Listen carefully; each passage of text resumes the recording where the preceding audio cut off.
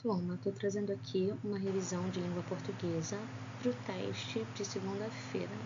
Vou tentar ser o mais breve e o mais clara possível para vocês chegarem em segunda com conteúdo bem fresquinho na cabeça de vocês, sem nenhuma dúvida, tá? E conseguirem tirar aquela nota bem linda. É isso aí. Vamos começar então falando sobre regência verbal.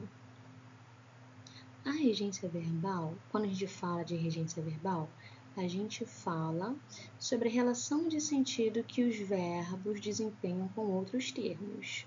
Ai, professor, não entendi nada. Beleza.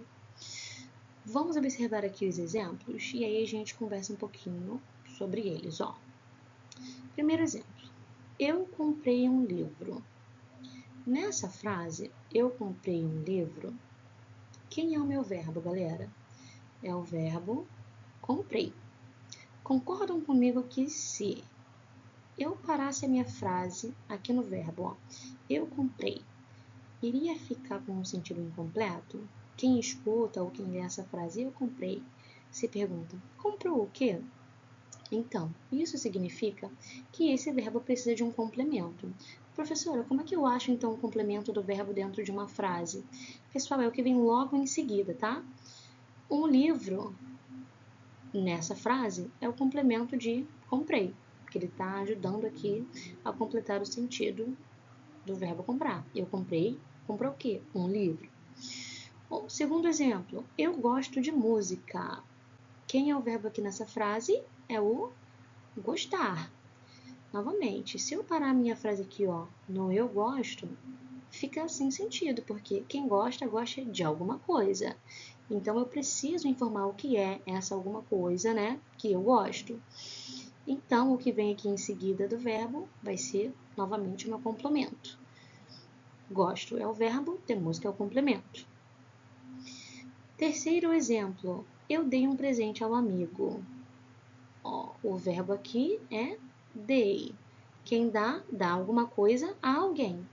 Então, um presente, que é o que foi dado, e ao amigo, que é a quem foi dado, são os complementos do verbo dar.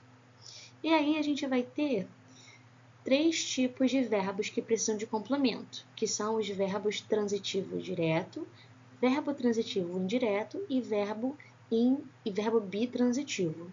Os verbos transitivos diretos não exigem preposição. Vamos observar o complemento aqui, ó, do primeiro exemplo. Eu comprei um livro. O complemento é um livro, como está destacado para vocês. Tem preposição aqui? Não.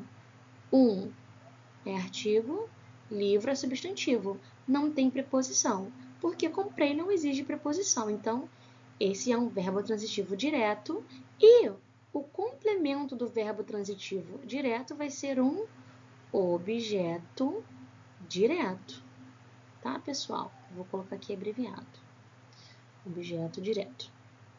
No segundo exemplo, eu gosto de música. De música é o complemento e aqui eu tenho uma preposiçãozinha de. Então, galera, como o verbo gostar pede essa preposição no complemento, a gente chama ele de verbo transitivo indireto, porque esses exigem preposição no complemento. Como esse verbo é um verbo transitivo indireto, o complemento eu vou chamar de objeto indireto, ok? Vou deixar aqui também abreviado. Objeto indireto. Partindo agora para os verbos bitransitivos. Bi vem de dois. Então, os verbos bitransitivos exigem dois complementos. Lembram que eu falei que quem dá alguma coisa a alguém? Então, aí você já percebe que tem dois complementos. Ó. A primeira parte do complemento aqui vai ser um presente, tá? Que é o algo que foi dado. Esse é o primeiro complemento. E o segundo é ao amigo, que é a quem foi dado. E aí aqui, então, nesse complemento, eu vou ter dois tipos de objeto. O objeto direto, que é o que não tem preposição. Ó, um presente, não tem preposição aqui. Então, essa parte do complemento é um objeto direto. E ao amigo, eu tenho uma preposição ao. Então, essa parte do complemento é o objeto indireto. Os verbos bitransitivos sempre vão aparecer assim, com a primeira parte do complemento sendo um objeto direto e a segunda um objeto indireto.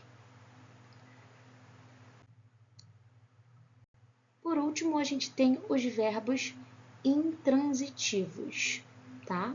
Os verbos intransitivos são aqueles que não precisam de complemento. Então, vamos observar o exemplo. Laura adoeceu. O verbo aqui é adoeceu, do verbo adoecer. Tá vendo que aqui a frase para no verbo, não tem nada depois disso? Ou seja, não tem um complemento ali. Por quê? Porque adoeceu já tem sentido completo em si mesmo. Ele sozinho já transmite a mensagem que eu quero. No caso foi de que a Laura ficou doente. Então, esse verbo aqui, adoecer, é intransitivo porque não exige complemento, tá? Então, só para fechar, os verbos transitivos exigem complementos, enquanto os intransitivos, não. O próximo assunto que a gente vai falar é regência nominal. Bom, se estamos falando de regência, novamente a gente vai estar falando de termos que precisam de complemento para fazer sentido, tá? E a regência nominal diz respeito a substantivos, adjetivos e advérbios. Vamos olhar aos exemplos para ficar mais claro. Eu sou favorável a essa ideia. Aqui a gente tem um adjetivo que nessa frase não faz sentido se não tiver complemento. Como é que eu sei disso? É só eu fazer o exercício de tentar parar minha frase aqui no adjetivo. Ó. Eu sou favorável. Favorável a quê? Tá vendo que eu preciso de um complemento para poder transmitir a ideia completa? Quem é favorável a alguma coisa. Então, a essa ideia é o que eu chamo de complemento nominal. Por que complemento nominal? Porque está completando a ideia de um adjetivo. Isso é regência verbal, galera. No segundo exemplo, a gente tem aqui a palavrinha medo. Ó. Olivia tem medo de altura. Novamente, não posso parar a frase aqui no substantivo, medo é um substantivo nessa frase. No substantivo medo, porque fica sem nexo, né? Olivia tem medo. Medo de quê? Quem tem medo de alguma coisa. Então, ó, de altura é o complemento nominal, porque está completando o sentido de medo. Olivia tem medo de altura. Então, de altura é o meu complemento nominal. E reparem que nos dois complementos nominais eu tenho preposições. No primeiro exemplo tem a preposição a, no segundo a preposição de. Por quê, professor? Isso é uma regra? Sim, todo complemento nominal é introduzido por uma preposição. Então, vocês precisam ficar atentos para não confundir os objetos indiretos com os complementos nominais. Como que eu não me confundo, então, professor? O que eu faço? É só você ver, tá? Se esse complemento está tendo relação com um verbo. Se for um verbo, então esse complemento é um objeto indireto. Se for um adjetivo, um substantivo ou um advérbio, então aí é um complemento nominal. O próximo assunto que a gente vai falar são os verbos de ligação. Pessoal, os verbos de ligação não indicam ação, tá? Vamos ver os exemplos então mais uma vez. Ó. Ela é inteligente. Concorda comigo que aqui não tem nenhuma ação acontecendo? Ela não está fazendo nada? Mesma coisa vai ser no exemplo número 2. Ó. Ele está cansado. De novo, ele não está fazendo nada. Com o verbo ficar, ele ficou surpreso. Surpreso não é uma ação. Eles permaneceram calados. Calados também não é uma ação. O céu parecia cinza. De novo, não é uma ação. Em nenhum desses exemplos, o sujeito está fazendo algo. Em todos esses exemplos, o sujeito está sendo caracterizado. E é isso que um verbo de ligação faz. Ele caracteriza o sujeito, tá? Ela é inteligente. Inteligente não é uma característica do sujeito ela? Então, o verbo é está trazendo uma característica para o sujeito. Ela é inteligente. Ele está cansado. Novamente, cansado é uma característica dele, tá? Quem está trazendo essa caracterização é o verbo está. Então, está é um verbo de ligação. Ele ficou surpreso. Novamente, surpreso é uma característica do sujeito ele. Então, ficou está trazendo essa caracterização ao sujeito, tá? E aí, essas partes aqui que eu destaquei, né, que são os adjetivos de cada frase, a gente vai chamar de predicativo. Porque o verbo de ligação liga o sujeito, ó, o sujeito ela, ao predicativo, que sempre vai ser a característica, vai ser sempre um adjetivo.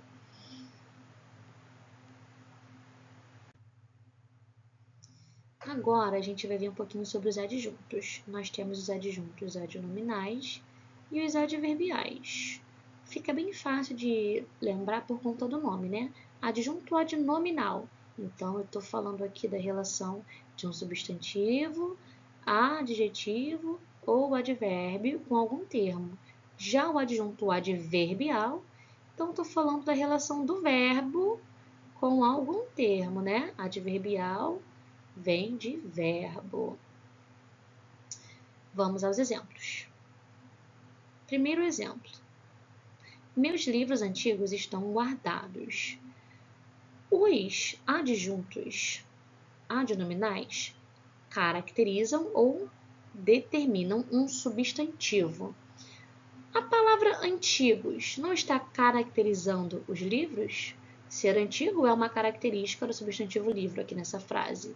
Então, eu já sei que antigo é adjunto adnominal.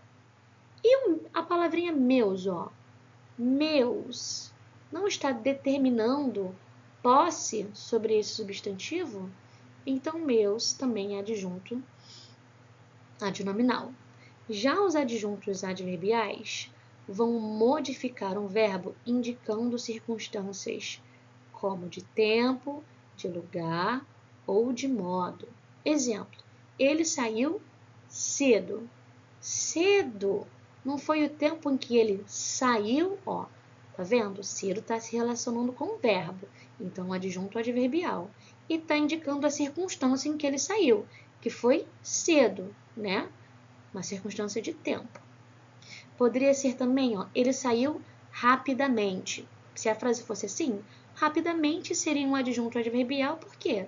Está caracterizando, está indicando, na verdade, um modo como ele saiu, que foi rápido. Ele saiu rapidamente. Bom, sobre os adjuntos, é isso, galera. Tipos de texto, pessoal. Os tipos de texto são 5 e é bem fácil de gravar, é só a gente perceber um nomezinho deles, né? Ó, tipo de texto narrativo, narra ou então conta uma história. Texto descritivo, apresenta características, ou seja, descreve, dá detalhes, certo? O tipo de texto dissertativo, argumenta sobre um tema. Então, no tipo de texto dissertativo, ali eu vou estar dando uma opinião com argumentos do porquê eu tenho aquela opinião. O texto injuntivo também é chamado de instrucional, ou seja, ele dá instruções ou ordens. E por último tem o texto expositivo, que ele vai explicar ou informar sobre um tema. Aqui é sem dar opinião, tá? Então não confundam o expositivo com o dissertativo. O dissertativo traz argumentos e opiniões, o expositivo somente explica um fato, informa sobre um fato, sem opiniões. Já os gêneros textuais são as funções que cada um desses textos tem. Por exemplo, dentro do tipo de texto narrativo, a gente tem o conto, a gente tem os gêneros, né? Conto, fábula, crônica. O que a fábula faz, galera? A fábula traz um ensinamento por meio de alegorias, né? Traz uma lição de moral.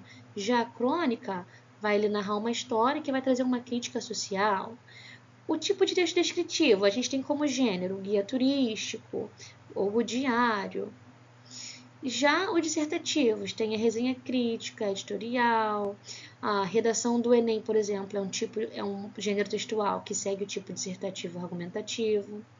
Os textos injuntivos, como gênero a gente tem de exemplo a receita não dá instruções sobre como cozinhar algo, o regulamento também, manual de instruções, tutorial no YouTube, tudo isso são gêneros que seguem o tipo injuntivo.